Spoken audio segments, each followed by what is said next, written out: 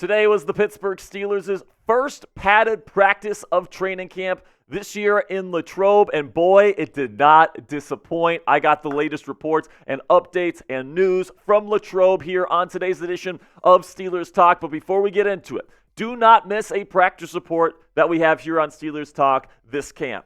Daily, in-depth practice reports right here on the channel, 100% free. So if you want daily practice updates right here on Steelers Talk, make sure you guys click that subscribe button. And also, we're going to be going live back-to-back days this week. I'm actually heading to Pittsburgh. I'm heading to Latrobe to go see practices on Friday and Saturday with my girlfriend Cassie. Wednesday, we're going to be going live our normal time. It's F the Raiders Day, guys. So we're going to really finish off the Raiders in our July sub-battle here. And then Thursday, my girlfriend Cassie will come on the show for the first time ever, 4:30 p.m. Eastern on that one as well. It's going to be two legendary live shows this week as we prepare to go to Pittsburgh this weekend. So make sure you guys click that subscribe button to never miss a moment. So before we get into the practice report here, Steelers did make a couple of cuts. Josiah Scott, the cornerback, and Marquez Callaway, both kind of surprise cuts here. I mean, I saw people put Callaway and Scott both in final 53-man roster projections. I actually predicted both of these guys would end up getting cut. I'm a little surprised it's this early, but it seems like Beanie Bishop Jr.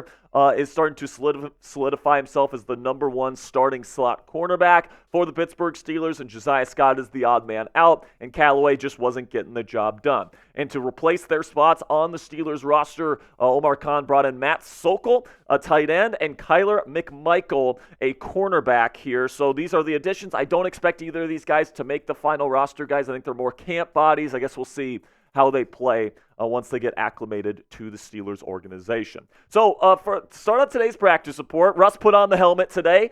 Before the first four practices in Latrobe, he had that ball cap on, did not participate in team drills. Today he did have his helmet. He did not participate in 11-on-11 drills, including 7 shots, but he did get 6 pass attempts in 7-on-7 today.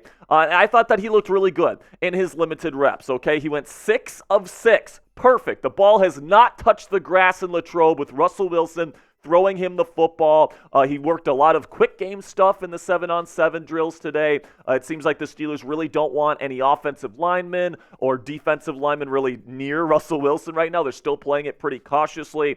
But Russell Wilson did hit a 25-yard completion up the middle of the field to Connor Hayward that got a big applause from the audience in Latrobe. So good to see Russell Wilson back, and it's nice to see him perform well in his first team action at Steelers training camp. But the person that really stole the show today was none other than Justin Fields, who kind of had a shaky first 4 days without the pads, but now that the pads came on and Russell Wilson had his helmet, he really turned it up another notch today, guys. It was clearly the best day that Justin Fields has had all camp, and he was if I'm being frank, he was stellar today, man. You look at the improvements, he was 100%.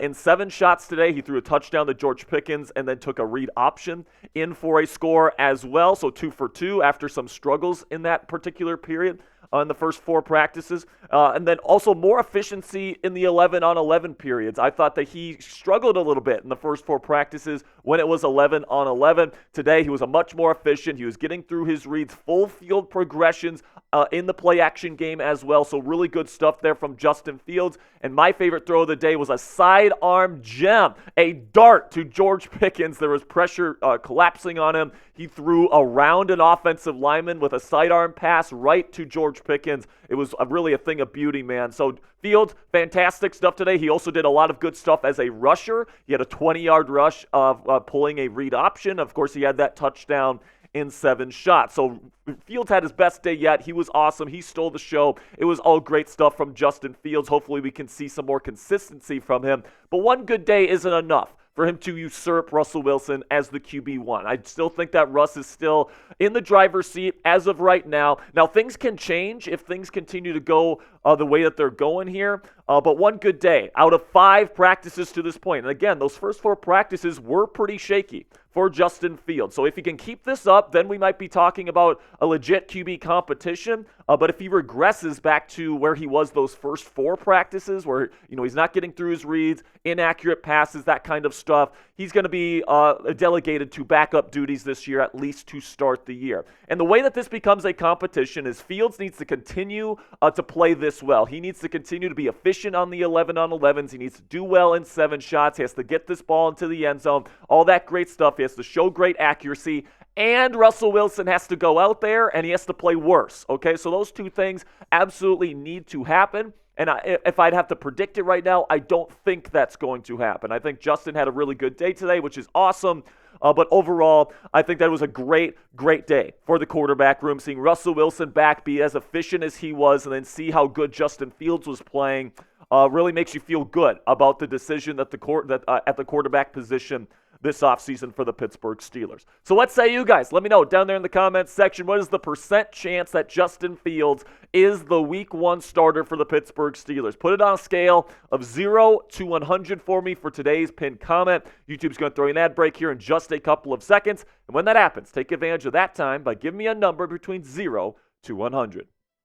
My answer right now, guys, is 5. Okay, I'll give Fields a 5% shot. I think Russ is going to have a really good camp. I think he's going to have a really good preseason, and I think he's going to be the Week 1 starter. So barring a regression in his injury or something like that, I don't really see Justin Fields outperforming Russell Wilson. The reports out of OTAs was that Russ was outperforming Fields quite a bit, and Russ did play well in his limited action today. And once he gets ramped up even more, I do think Russ will get more and more of the first team reps, and it'll be his job by Week 1. Now coming up here, rookie receiver Roman Wilson was carted off of the practice field early today with an ankle injury. I've got the latest update on him in just a second here, but before we get into that, let's have a word from our sponsor here at Game Time, which is the fastest and easiest way to buy tickets for the sports, music, comedy, and theater in your area. With killer last-minute deals, all-in prices, views from your seat right on the app, and their lowest price guarantee, Game Time takes the guesswork out of buying tickets to whatever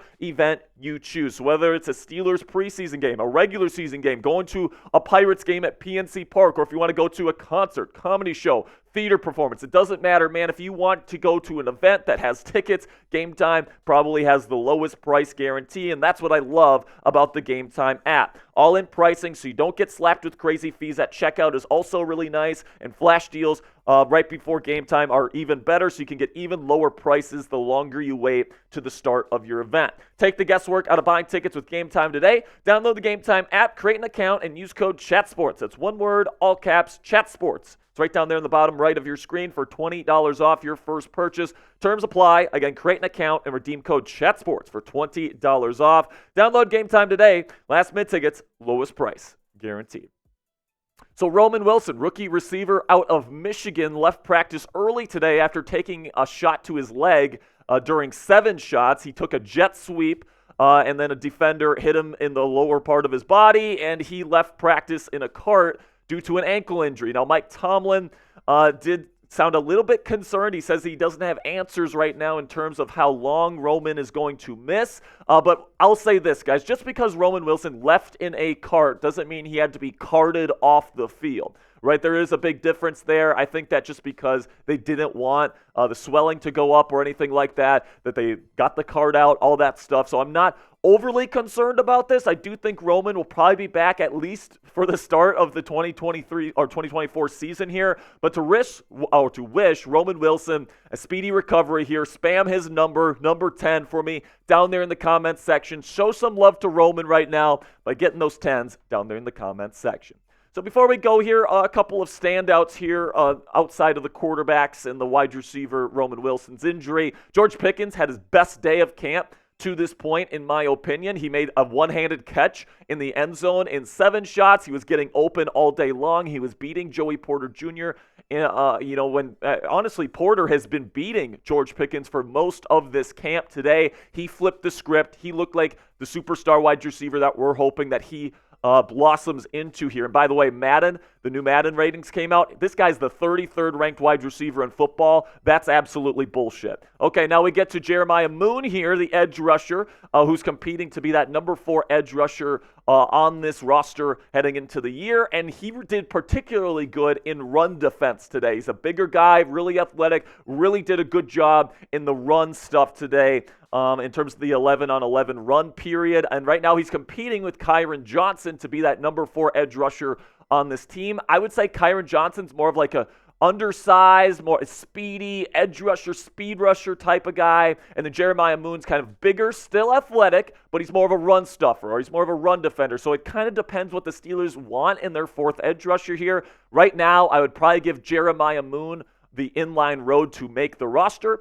And we still got one more standout here that I want to share with you guys here in just a second. But make sure you guys are subscribed, because if you made it to the end or made it to this point in the video, that means you're probably enjoying yourselves. We got daily Steelers videos breaking down every single day at practice, breaking news coverage every time they make a roster move. We got 2 weekly live shows, some weeks 3 with Paul Skeen's watch parties. It's all 100% free. We are the largest Steelers YouTube channel here on YouTube, so make sure you guys click that subscribe button right now and join the over 55,000 Yinzers already subscribed to our family.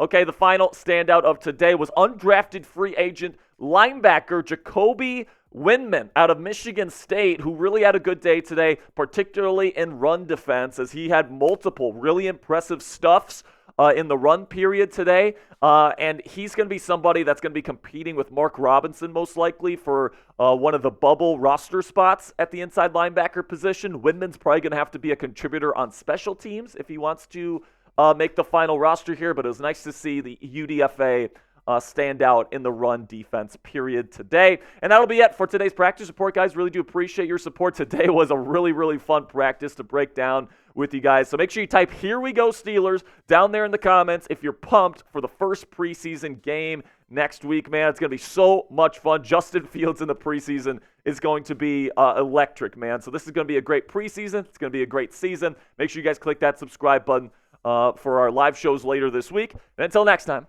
here we go, Steelers.